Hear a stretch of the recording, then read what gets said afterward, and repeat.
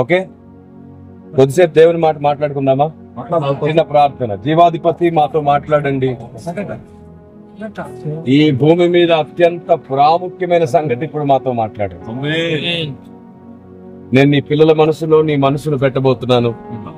మీరు ఒక్కొక్కరు 1000 మందిని వెలిగించేంత వరకు బలపడతాడు. యేసు శక్తి గల నామంలో ప్రార్థన చేస్తున్నాను తండ్రి. ఆమేన్. మీ అందరికీ ఓ ప్రశ్న. మనం ఈ భూమి మీద బ్రతికి విశ్వాసంతో ఉండి ఇంత నమ్మకంగా ఉండేది పరలోకానికి వెళ్ళడానికే కదా. అక్కడికి వెళ్ళి ఏం చేయబోతున్నాం, ఏం చేయడానికి పరలోకం వెళ్ళాలి అంటే మన పెద్దలు ఇప్పటి వరకు ఏం చెప్పారంటే నిత్యము స్తుతించడానికి పరలోకం వెళ్తామని చెప్పారు.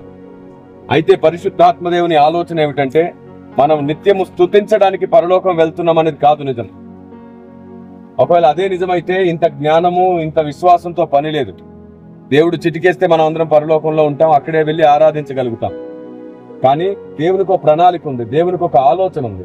అదేమిటో నేను మీకు చెప్తాను.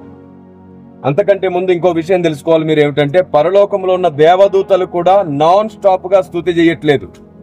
అంటే పరలోకంలో ఉన్న దేవదూతలు కూడా అందరూ కలిసి ఒకేసారి స్తుతి చేయట్లేదు.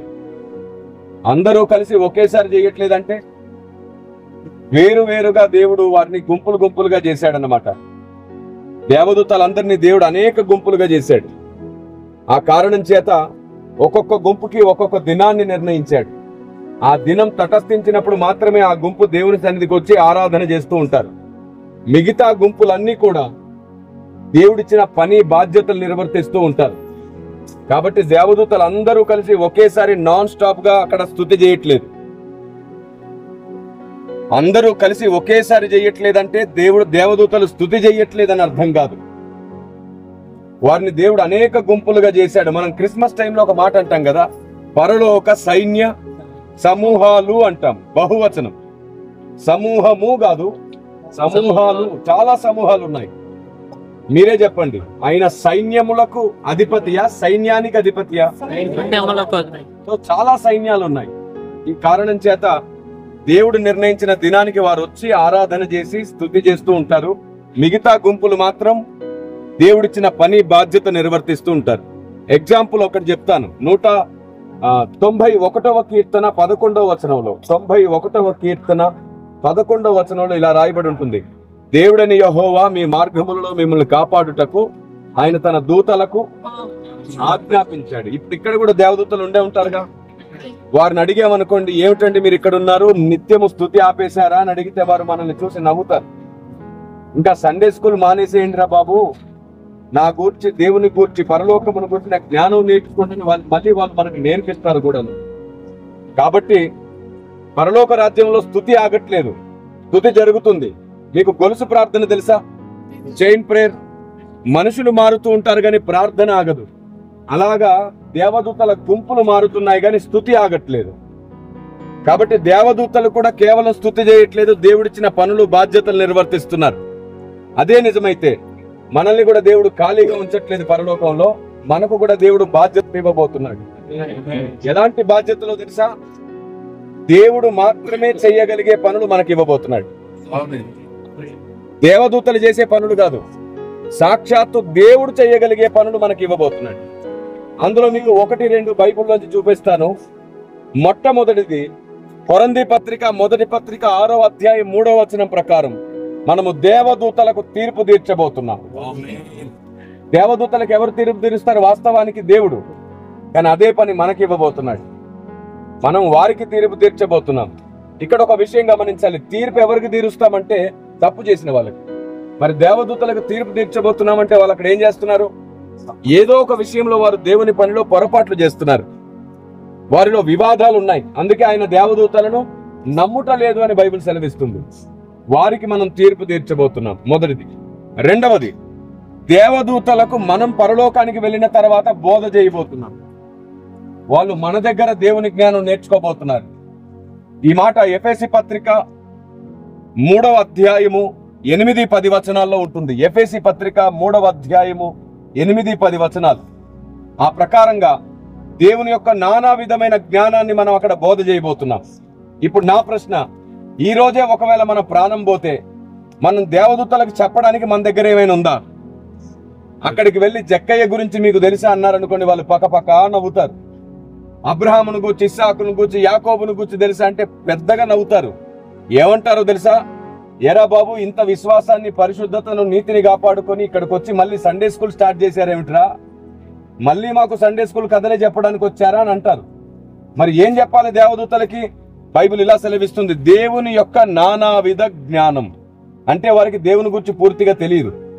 కుమారుడైన దేవుని గురించి, పరిశుద్ధాత్మను గురించి, తండ్రి అయిన దేవుని గురించి వాళ్ళకి పూర్తిగా తెలియదు. ఇంకో పెద్ద మాట చెప్తాను, ఇప్పటి వరకు దేవదూతలు కూడా తండ్రి అయిన దేవుని డైరెక్ట్ గా చూడలేదు. వారు చూడలేక రెక్కలతో ముఖాన్ని కప్పుకొని స్తుతిస్తారు. ఇప్పటి వరకు దేవదూతలు కూడా నేరుగా చూడకుండా ఉన్న మహాదేవుడు ఆయన. అందుకే కుమారుడైన దేవుడు తన మహిమను తగ్గించుకొని ఆయనకు ప్రతిగా కనబడుతూ వచ్చాడు అందరికి. అందుకే అంటాడు, నన్ను చూస్తే తండ్రిని చూసినట్లే అని అన్నాడు. ఆదా మొదలుకొని మోషే వరకు అందరికి కనబడింది కుమారుడైన దేవుడే. తండ్రి అయిన దేవుడు సమీపించరని తేజస్సులో ఉండగా ఆయన ఎవరికి కనబడలేదు. కాబట్టి దేవుని గూర్చిన జ్ఞానం మనం దేవదూతలకు బోధ చేయాలంటే మనకు తెలియాలి. దేవుని న్యాయం ఏమిటి, దేవుని ఆలోచన ఏమిటి, సాతాను తంత్రములు ఏమిటి. మిమ్మల్ని 4 ప్రశ్నలు అడుగుతాను, నాకు చెప్పండి. చాలా చోట్ల భూకంపాలు, యుద్ధాలు వచ్చినప్పుడు చిన్న చిన్న పిల్లలు చనిపోతుంటారు కదా, దేవుడు వాళ్ళని ఎందుకు కాపాడట్లేదు? ఆయన కాపాడాలనుకుంటే ఒక రోజు ముందే తప్పించగలడు, ఎందుకు తప్పించట్లేదు? ఏదో పెద్ద కారణం ఉంటేనే కదా దేవుడు మౌనంగా ఉంటాడు. ఏమిటా కారణం? సంఘానికి తెలియదు. నేను మిమ్మల్ని ఇంకో మాట అడుగుతాను, పరలోకంలో ఆకలి దప్పులు ఉంటాయా? డైరెక్ట్ గా బైబిల్లో ఏముంది? ఉండవు అని కదా. అదే నిజమైతే నేను ప్రశ్నిస్తున్నాను, దేవదూతల ఆహారం ఎందుకుంది మరి పరలోకంలో? పరలోకంలో ఆకలి దప్పులు లేకపోతే దేవదూతల ఆహారం ఎందుకుంది? సంఘానికి తెలియదు. క్రీస్తుతో మన వివాహం జరిగిన తర్వాత పెళ్లి విందు జరగబోతుంది కదా, ఆకలి దప్పులు లేకపోతే ఆ విందు ఎందుకు మరి? అక్కడ ఫలాలు ఫలిస్తున్నాయి, జయించిన వారికి జీవవృక్ష ఫలములను. ఆకలి లేనప్పుడు అవెందుకు? ఆకలి లేనప్పుడు అక్కడ నదులు ప్రవాహం చేస్తున్నాయి. కాబట్టి పరలోకంలో ఆకలి దప్పులు లేవనే మాటకు అర్థం ఏమిటి? దేవదూతల ఆహారం మన్నా పండుతుంది అక్కడ, దాని అర్థం ఏమిటి? అక్కడ పెళ్లి విందు జరగబోతుంది, దాని అర్థం ఏమిటి? ఆకలి దప్పులు లేకపోవడం ఏమిటి, ఈ ఆహారం ఉండడం ఏమిటి? సంఘానికి తెలియదు. అంత మాత్రమే కాదు, 10,000 సంగతులు ఇప్పటికీ సంఘానికి దేవుని గురించి తెలియదు. తెలిసింది ఏమిటో తెలుసా? ఆది కాండం నుంచి ప్రకటన గ్రంథం వరకు మనకు భక్తుల జీవితాలు తెలుసు, హెచ్చరికలు తెలుసు, బుద్ధి మాటలు తెలుసు, ఎలా బ్రతకాలో తెలుసు, ఎలా నీతిగా ఉండాలో తెలుసు, ఎలా పరిశుద్ధంగా ఉండాలో తెలుసు. కానీ దేవుడు మనతో ఏం చెప్పాలనుకున్నాడో మనకు తెలియట్లేదు. ఇప్పటికే నేను యూట్యూబ్ లో ఇలాంటి చాలా విషయాలు పెట్టాను. ఒక ప్రశ్న అడుగుతున్నాను, ఇటీవలి కాలంలో ఎక్కడికి వెళ్ళినా ఒక మాట అడుగుతున్నాను, ఈ సమస్త సృష్టిని చేసిన దేవుడు ఎవరు, తండ్రియా కుమారుడా అంటే మీ జవాబు ఏమిటి? చూడండి, చాలా మంది ఈరోజు సంఘాల్లో తండ్రి అని నమ్ముతున్నారు. కానీ ఇప్పటికీ నేను చాలా సార్లు చాలా సందేశాలు పెట్టాను, మీరు యూట్యూబ్ లో చూడొచ్చు. కుమారుడైన దేవుడే ఈ సమస్త సృష్టిని చేశాడు. తండ్రి అయిన దేవుడు కుమారుని ద్వారా చేయించాడు. కాబట్టి సృష్టికర్త ఎవరో ఆయనే దేవుడు అవుతాడు. ఈ మాట చాలా స్పష్టంగా హెబ్రీ పత్రిక 1వ అధ్యాయం 3వ వచనంలో, 2-3 వచనాల్లోనూ, 11వ అధ్యాయం 3వ వచనంలోనూ రాయబడింది. ఇలా మనకు దేవుని గురించి చాలా విషయాలు తెలియదు. ఎవరైనా 10వ తరగతి చదివిన వాడికి కలెక్టర్ ఉద్యోగం దొరుకుతుందా? అలాగే దేవుని గురించి తక్కువ తెలిసిన వాడికి ఎక్కువ మహిమ దొరకదు. పరలోకంలో అందరూ ఒకే దగ్గర ఉండము. మహిమ ఉంది, అధిక మహిమ కూడా ఉంది. దేవుని గూర్చి మీకు ఎంత అర్థమవుతే, దేవుని గూర్చిన జ్ఞానం మీకు ఎంత ఉంటే పరలోకంలో మీకు అంత మహిమ దొరకబోతుంది. పరలోకంలో మీరు అంత ఎక్కువ స్థానంలో ఉంటారు. దేవుడు మనల్ని తలగా నియమించాలనుకుంటున్నాడు, తోకగా కాదు. నేనంటాను, సంఘం అంతా తల అవ్వాలి, శరీరం అంతా దేవదూతలు అవుతారు. ఎందుకంటే దేవుడు మనల్ని తోకగా, మనం తలగా ఉండాలనుకుంటున్నాడు ఆయన. కానీ విచిత్రం ఏమిటంటే మనం తలలో అందరూ తల కావట్లేదు. ఎందుకంటే అందరికి దేవుని గూర్చిన జ్ఞానం లేదంట. బైబిల్ సెలవిస్తుంది, దేవుని గూర్చిన జ్ఞానం లేకయే అనేకులు నశించిపోతున్నారంట. నా జనులు జ్ఞానము లేకయే నశించిపోతున్నారు, చెరపట్టబడుతున్నారు. ఈ రోజుకి లోకానికి ఏం చెప్పాలో అర్థం కాదు మనకి. లోకం మనల్ని చాలా ప్రశ్నలు అడుగుతుంది, వాటన్నిటికీ మనం సరి అయిన జవాబు చెప్పాలి. చిన్నగా ఉదాహరణకు ఒక్క మాట చెప్తాను, లోకం ఏం అడుగుతుందో. మీరు క్రైస్తవులు ఈ దేశ సాంప్రదాయాల్ని మార్చేస్తున్నారు అని అడిగారు ఒక పూజారి. లేదండి, మేము దేవుణ్ణి ప్రకటిస్తామే కానీ ఆచారాల సాంప్రదాయాల గురించి ప్రకటించాం అని అన్నాడు. అప్పుడు ఆయన అన్నాడు, మరి మీరు మీ భక్తిలో కొబ్బరికాయ కొడతారా అని అడిగాడు. అప్పుడు నేనేమన్నానంటే, మనమైతే కొట్టం, మేము యేసుప్రభుని నమ్ముకున్నాం కాబట్టి ఇలాంటి ఏం చెయ్యం, లోకాచారాలు చెయ్యం అనేస్తాం. అప్పుడు వాళ్ళు బాధపడతారు. కానీ నేను అడిగాను ఆ పెద్ద ఆయన్ని, పూజారి గారు కొబ్బరికాయ ఎందుకు కొడతారో తెలుసా అని అడిగాను. అప్పుడు ఆయన అన్నాడు, పెద్దలు నియమించిన సాంప్రదాయం కాబట్టి అన్నాడు. కాదు కాదు, పెద్దలు కూడా ఏదో కారణంతోనే కొబ్బరికాయ కొడతారు. ఏమిటా కారణం అని అడిగాను. అప్పుడు ఆయన అన్నాడు, ఏమిటంటే ఏమిటో మీరే చెప్పండి అన్నాడు. అప్పుడు నేను ఆయనకు చెప్పాను, ఒకనాటి దినాల్లో ఋషుల కాలంలో కొబ్బరికాయ కొట్టే సాంప్రదాయం లేదు. ఎవరు ముట్టుకోకుండా ఎవరు అంటుకోకుండా ఉండే నీళ్ళని తీసుకెళ్లి దేవుని దగ్గర పెట్టి వాళ్ళు మంత్రోచ్చటన చేసి దాన్ని తీర్థముగా పోసేవాళ్ళు. ఒకప్పుడు కొబ్బరికాయ ప్రస్తావన లేదు. కానీ కాలం గడుస్తుంటే పెద్దలు అనుకున్నారు, నీరు కలుషితం అయిపోతుంది అన్ని చోట్ల, పారే ఏరు చెరువైనా సరే బావైనా సరే ఎక్కడైనా మనుషులు వాడుకుంటూనే ఉన్నారు, అందరూ ముడుతున్నారు, ఎవరు ముట్టుకొని నీరెక్కడ దొరుకుతుంది అని ఆలోచించారు. పవిత్రమైన నీరు, పరిశుద్ధమైన నీరు దేవునికి సమర్పించాలనుకున్నారు. కానీ దొరకలేదు, కుదరలేదు. అప్పుడే వారు ఆలోచిస్తుంటే వారి మనసుకు తోచింది, ప్రకృతే మనకు మార్గం చూపించాలి అని. అప్పుడు ప్రకృతిలో ఏముంది అని వెతికితే దొరికింది కొబ్బరికాయ. ఎందుకంటే దాంట్లో ఉన్న నీటిని ఎవరు ముట్టలేరు, తాకలేరు కాబట్టి అప్పటి నుండి కొబ్బరికాయ కొట్టడం స్టార్ట్ చేశారు. అంటే కొబ్బరికాయ యొక్క ముఖ్య ఉద్దేశం ఏమిటి? ఎవరు ముట్టుకొని అంటుకొని నీళ్లు దేవునికి సమర్పించాలని. అదే నిజమైతే నేను ఆ రోజు ఆ పూజారి గారితో చెప్పాను, మీరు 10,000 కొబ్బరికాయలు కొడితే ఆయన ఏమైనా మీకు ప్రత్యక్షం అవుతాడా, పోనీ మీ వైపు తిరుగుతాడా అంటే ఆయన అన్నాడు, ఏమో సార్ అది పాప పుణ్యాల ప్రస్తావన, మనకు 10,000 కాదు 1,00,000 కొబ్బరికాయలు కొట్టినా సరే ఆయన మనసు లేకపోతే మన వైపు తిరగడు అన్నాడు ఆయన. నేను అన్నాను, అదే నిజమైతే మీరు 10,000 కొబ్బరికాయలు కొట్టినా వెనక్కి తిరగడేమో గాని క్రైస్తవుడు తన హృదయంలో ఉన్న కన్నీటిని గారిస్తే దేవుడు వెనక్కి తిరిగి చూస్తాడు. వారి అంత దయ చూపించే దేవుడు. కన్నీళ్ల కంటే పవిత్రమైన నీరు ఈ భూమి మీద ఏదైనా ఉందా అని అడిగాను. ఆయన అన్నాడు, లేదు అన్నాడు. మరి కొబ్బరికాయ మించిన నీరు కన్నీరు అయినప్పుడు అది మేము కారుస్తున్నాం, మా కొబ్బరికాయ ఎందుకు అని అడిగాను. అప్పుడు ఆ పూజారి గారు అన్నారు, సత్యం చెప్పారు మీరు, కన్నీరు కారుస్తున్నప్పుడు కన్నీటి కంటే పవిత్రమైనది ఒకటి లేదు, మీకు కొబ్బరికాయ అవసరం లేదు అని అన్నాడు.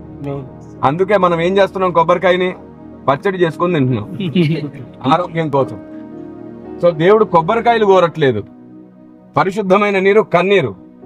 క్రైస్తవుడు ఆచారాలు సాంప్రదాయాలు మార్చుకోలేదు, వాటి అసలు రూపాన్ని నెరవేరుస్తూ అప్డేట్ అయ్యాడు. మనం అసలు దాన్ని చూసాం, నీడను వదిలిపెట్టాం, అసలుని పట్టుకున్నాం. ఇదే మాట బైబిల్ గ్రంథంలో కూడా ఉంది. ఒకప్పుడు మన వాళ్ళందరూ ఆచార సాంప్రదాయాల్లో ఉన్నారు కదా, భయంకరమైనటువంటి ఆచారాల్లో ఉండేవారు, కర్మకాండ చేసేవారు పాత నిబంధన కాలంలో. కానీ అందులోంచి తప్పించబడ్డాం మనం, అసలైనది దొరికింది, నీడను విడిచిపెట్టాం. ఇలాగ ప్రతి దాని వెనకాల ఏదో కారణం ఉంది, కారణం లేకుండా ఏది లేదు. కాబట్టి లోకం అడిగే ప్రశ్నకు ఏది పడితే అది చెప్పకండి, ఏం చెబితే లోకానికి అర్థమవుతుందో తెలుసుకోండి, అదే చెప్పండి. ఆమేన్. లోకానికి ఏం చెప్పాలో నేర్చుకుందాం, దేవదూతలకు కూడా ఏం చెప్పాలో నేర్చుకుందాం. మనం ఏం నేర్చుకోవాలో దానికోసం దేవుని ప్రతిరోజు అడుగుదాం. మీరు మీ కష్టాలు బాధలు ఇబ్బందుల కోసం ఏడ్చినంత వరకు దేవుడు తన మనసు చెప్పలేడు. మీరు మీ కష్టాలు బాధల కోసం ఏడవడం మానేసి నీ చిత్తం ఏమిటో మాకు బోధించమని ఏడవండి. ఆయన తన జ్ఞానమును మనకు బోధించటం వలన మనం స్వతంత్రులం అవుతాం. ఎవరిలో దేవుని జ్ఞానము దేవుని ఆలోచన పెరుగుతూ ఉంటుందో వారికి సౌఖ్యము క్షేమం కూడా పెరుగుతూ ఉంటుంది. దేవునికి స్తోత్రం కలుగును గాక. మీరు కష్టాల బాధల కోసం ఎంత ఏడిచినా అవి వస్తుంటాయి పోతుంటాయి, దాంతో ఎలాంటి ప్రయోజనం ఉండదు. మీరు ఎంత ఏడిచినా వస్తుంటాయి పోతుంటాయి. మీరు ఆయన జ్ఞానం కోసం అడగండి, జ్ఞానమే మీకు మార్గం చూపిస్తుంది, సత్యం మీకు మార్గం చూపిస్తుంది. ఒక్క పెద్ద మాట చెప్పి ప్రార్థన చేస్తాను. ఆశీర్వాదాలు దీవెనల కొరకు మందిరానికి సభలకు రాకండి. ఆశీర్వాదాలు దీవెనల కొరకు మందిరానికి సభలకు రాకండి. మరి ఎందుకు రావాలి? మనమే ఆశీర్వాదంగా మారిపోవాలి, అందుకు మందిరానికి. ఆమేన్. ఇంకా చప్పిడి బ్రతుకులు చాలు, కేవలం అడుక్కునే బ్రతుకులు చాలు. దేవుని దగ్గర మనం అడుక్కోవద్దు. మనం ఆయన కుమారులం కుమార్తెలం, వారసులంగా స్వతంత్రించుకుందాం మనం ఏదైనా సరే. దేవునికి స్తోత్రం కలుగును గాక. 3 మాటలు గుర్తుంచుకోండి. 1, కష్టాలు బాధల కోసం ఏడవడం కాదు, దాన్ని ఎదిరించి గెలవడం నేర్చుకుందాం. 2వది, ఆశీర్వాదాలు దీవెనల కోసం కాదు, మనమే ఆశీర్వాదం అవుదాం. 3వది, మనకు తెలియని విషయాలు దేవుడు బోధించాలనుకుంటున్నాడు, వాటిని నేర్చుకోవడానికి సమయం అంతటిని పెడదాం. ఇలాంటి సభలు జరిగినప్పుడు గుర్తుంచుకోండి, ఎప్పుడైనా సరే ఆరాధన చివరిలో పెట్టుకోండి, వాక్యానికి మొదట అవకాశం తీసేసుకుందాం. చాలా మంది దూరాల నుండి రావాలనుకున్నారంటే వాళ్ళ కోసమే, పాపం వాళ్ళకు న్యాయం చేద్దామని ఎదురు చూశారు సేవకులు. లేకపోతే ఎప్పుడో నాకు 8 గంటలకే ఇవ్వాలి, నేను రాగానే అదే అడిగాను, 8కి ఇచ్చేస్తారా అని అడిగాను. కానీ చాలా దూరం నుంచి 100 కిలోమీటర్ల నుంచి కూడా ఎవరో వచ్చారంట ఇక్కడికి. అలాంటి వాళ్ళ కోసం ఆలోచించి ఆలస్యం చేయడం ద్వారా ఈరోజు జరిగింది. అయినా కానీ మీ అందరికి కావలసిన ఆలోచన అయితే దేవుడు ఇప్పుడు మీ మనసులో పెడుతున్నాడు. ఇప్పుడు చెప్పండి, దేవదూతలకు బోధ చేసే స్థాయికి ప్రస్తుత సంఘం ఉందా? మరి ఏం నేర్చుకుందాం? ఎలా బతకాలి, విశ్వాసం ఎలా ఉండాలి, దీవెనలు ఎలా పొందాలి, హెచ్చరికలు, బుద్ధి మాటలు ఇవే నేర్చుకుందామా? ఇవి పెద్దల్ని నిలబెట్టిన చెప్తారు. ఒక అభిషక్త సేవకుని నిలబడక్కర్లేదు. మరి అభిషక్త సేవకుడు నిలబడితే దేవుని మనస్సు రంగరించిపోయగలగాలి మనుషుల హృదయాలు. నా కోరిక ఒకటే, దేవుని ఆలోచన ఒకటే, విశ్వాసి కూడా బోధ చేసే స్థాయి కదగాలి. దేవునికి స్తోత్రం కలుగును గాక. లోకమడిగే ప్రతి ప్రశ్నకు జవాబు చెప్పే స్థాయికి మనం ఎదగాలి. కాబట్టి చాలా త్వరలో మరలా మీ మధ్యలోనికి వస్తాను. లోకమడిగే ప్రతి ప్రశ్నకు జవాబు నేర్చుకుందాం. దేవుని ప్రతి ఆలోచన స్పష్టంగా తెలుసుకుందాం. ఒక్కటి మర్చిపోకండి, ప్రతి సంఘములో కొంత సత్యం ఉంది, ప్రతి సేవకుని దగ్గర కొంత సత్యం ఉంది, ప్రతి మినిస్ట్రీ, ప్రతి డినామినేషన్ లో కొంత సత్యం ఉంది, చివరికి ప్రతి మతంలో కూడా ఏదో ఒక కోణంలో సత్యం ఉంది. లేనిది సర్వసత్యమే. ఎవరిని చులకన చేయొద్దు, తృణీకరించద్దు. అందరం అందరి దగ్గర నుంచి అన్ని నేర్చుకోవాలి. అందరికి అన్ని నేర్పించాలి. ప్రతిరోజు నేర్చుకుందాం, ప్రతిరోజు మార్చుకుందాం. భక్తులం అయిపోతాం మనం. ఆమేన్. రండి ప్రార్థన చేస్తాను. జీవాధిపతి, సర్వకృపానిధి, అననుకూల పరిస్థితుల్లో కూడా నీ పిల్లలకు నీ ఆలోచన అందించినందుకు నేను స్తుతిస్తున్నాను. నీ పిల్లలు 4 విషయాలు స్పష్టంగా నేర్చుకున్నారు. దేవదూతలకు బోధించే జ్ఞానం బైబిల్లో ఉందని, ఇప్పటి వరకు దానికోసం కాకుండా మేము ఇక్కడ బ్రతకడం ఎలాగో నేర్చుకున్నామయ్యా. మమ్మల్ని క్షమించండి. ఇక మీదట పరలోకంలో ఎలా బ్రతకాలో నేర్చుకుంటాం. దేవా, మాపై దయ చూపించండి. రెండోది, మేము ఆశీర్వాదాల కోసం కాదు, మేమే ఆశీర్వాదం అవ్వడం కోసం బ్రతుకుతాం ఇక మీద. మూడవది, లోకమడిగే ప్రతి ప్రశ్నకు అర్థమయ్యేటట్లు జవాబు చెబుతాము నాయన. ఇన్నాళ్ళు అపార్థమైన పర్వాలేదని కుండ బద్దలు కొట్టినట్టు మాట్లాడాం, కానీ ఈ రోజు నుండి ప్రభువా కుండ నిండినట్లు మాట్లాడుతాం. మాకు సహాయం చెయ్యండి. నాలుగోది, ప్రభువా ప్రతిరోజు నేర్చుకుంటాం, ప్రతిరోజు మార్చుకుంటాం. మాకు సహాయం చెయ్యండి. ఈ మాటలు విన్న ప్రతి ఒక్కరిని మీరు దర్శించండి. ఆరిపోకుండా ఉండే ప్రార్థనా తైలము తల మీద కలుగును గాక. ఆరిపోకుండా ఉండే తైలాన్ని ఇవ్వండి స్వామి. ఇక్కడ ఎంత మంది ఉన్నారో అంతమందిని మీరు వెలిగించండి. మీ జీవితాల్లో కొత్త పేజీ ప్రారంభించండి. నీ ఆలోచన విధానం కోసం నీ పిల్లలు తమను తాము ప్రతిష్ఠించుకొందురుగాక. ఇంత భయంకరమైన వర్షంలో ప్రభువా నీవు సహాయం చేశావు. నీ పిల్లలు ఇక్కడే నిలిచుండే కృపను, ఆలోచన మీరే ఇచ్చారని నమ్ముతున్నాను. అనేకులు వెళ్ళిపోయారు, అయితే నీ పిల్లలు ఒక్కొక్కరు ఇక మీదట 1000 మందిని వెలిగించే వరకు సంపాదించేవారు. చెక్కు చెదరని ఆరోగ్య బలములు కలుగుగాక. మహిమ, ఘనత, ప్రభావములు మీరు పొందుకోమని యేసు నామములో ప్రార్థన చేస్తున్నాము తండ్రి. ఆమేన్. యేసు రక్తమే జయం, రక్తమే జయం. ప్రభు యేసు నామములో జయం కలుగును గాక. ఆమేన్. అందరికి వందనాలు. దేవుడు మీ అందరికి తోడైండును గాక. ఇంతసేపు మీరు ఇక్కడ నిలిచినందుకు వృధా కాలేదు. మునుపెప్పుడు వినని సంగతులు దేవుడు మీకు వినిపించాడు. దేవదూతలకు బోధ చేసే స్థాయికి సంఘం ఎదుగును గాక. దేవదూతలకు తెలియని సంగతులు సంఘం అర్థం చేసుకును గాక. అందరికి వందనాలు. ఇంకిలాంటి సంగతులన్నీ తెలుసుకోవడానికి మీరు యూట్యూబ్ ఛానల్లో మా సందేశాలు వినొచ్చు. ప్రతి 2 రోజులకు ఒకసారి పెడుతున్నాం. చనిపోయే లోపు దేవుని కొరకు మండే ప్రయత్నం చేద్దాం. ఇంకా వీటి మీద నేను 15 పుస్తకాలు రాశాను. ఇంకో 10 రోజుల్లో ఆ పుస్తకాలు కూడా అందుబాటులోకి వస్తాయి. పాత స్టాక్ అంతా అయిపోవడం ద్వారా మళ్ళీ ప్రింటింగ్ కి పంపించాం. కాబట్టి వాటిని కూడా మీరు సంపాదించుకోండి. ఈ ప్రాణం పోయే లోపు దేవుని కొరకు మనం మండే దీపాలు అవుతాం. ఆమేన్. ప్రభు చిత్తమై మళ్ళీ కలుసుకుందాం. దేవుడు మీకు తోడైన గాక. May God bless you. Thank you very much. చాలా తొందరగా ఒక్క నిమిషం అందరూ. అన్నయ్య మనం ప్రార్థన ఆలకించి ఫస్ట్ టైం మన ప్రాంతానికి వచ్చారు. పాస్టర్ గారు మాట్లాడుతున్నారు, ఒకసారి చూడండి. చాలా సంతోషం. మన మధ్యకి వచ్చి మన మధ్యలో ఎంతో సంతోషంగా అనుకోలేదు ఈ విధంగా మన దగ్గర వస్తాయని. కాబట్టి ఒకసారి గట్టిగా క్లాప్స్ కొట్టి సత్కరిద్దాం. Thank you so much.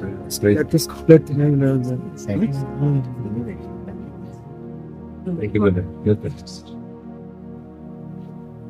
Right. ఇంకా మరి వెళ్ళొస్తాను నేను.